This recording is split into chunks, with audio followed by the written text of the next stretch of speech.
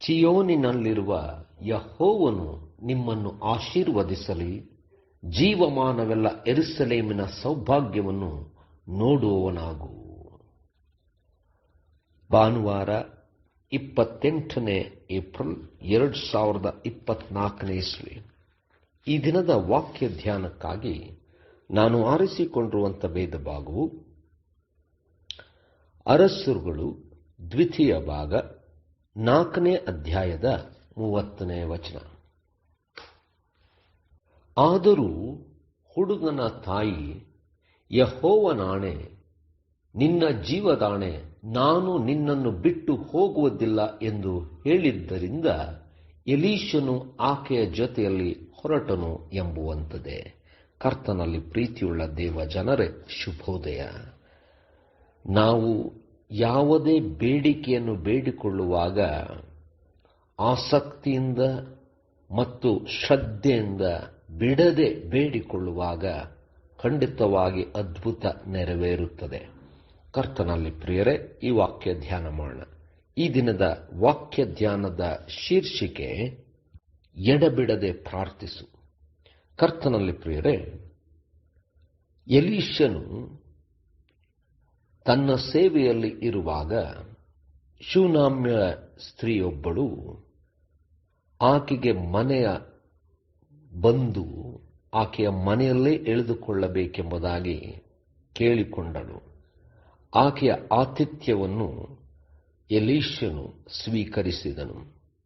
ದೇವ ಮನುಷ್ಯಗೋಸ್ಕರವಾಗಿ ಒಂದು ಕೊಠಡಿಯನ್ನು ಕಟ್ಟಿ ದೈವ ಮನುಷ್ಯನಿಗೆ ಆತಿಥ್ಯ ಕೊಡುತ್ತಿದ್ದಳು. ಇದನ್ನು ಸ್ವೀಕರಿಸಿದಂಥ ದೈವ ಮನುಷ್ಯನಾದಂಥ ಎಲೀಷನು ಆಕೆಗೆ ಏನಾದರೂ ಆಶೀರ್ವಾದ ನೀಡಬೇಕೆಂಬುದಾಗಿ ಕೇಳುವಾಗ ಆಕೆ ತನ್ನಲ್ಲೆಲ್ಲ ಇದೆ ಎಂಬುದಾಗಿ ಹೇಳಿದಳು. ಆದರೆ ಗೆಹಜಿಯು ಆಕೆಗೆ ಮಕ್ಕಳಿಲ್ಲ ಎಂಬುದಾಗಿ ಹೇಳುವಾಗ ಎಲೀಷನು ಮುಂದಿನ ವರ್ಷದಲ್ಲಿ ಆಕೆಗೆ ಮಗು ಆಗುವುದು ಎಂಬುದಾಗಿ ಆಶೀರ್ವದಿಸಿದನು. ಅದೇ ರೀತಿಯಲ್ಲಿ ಆಕೆಗೆ ಮಗುವಾಯಿತು. ಆದರೆ ಕೆಲವು ವರ್ಷದ ನಂತರ ಮಗನು ಸತ್ತನು.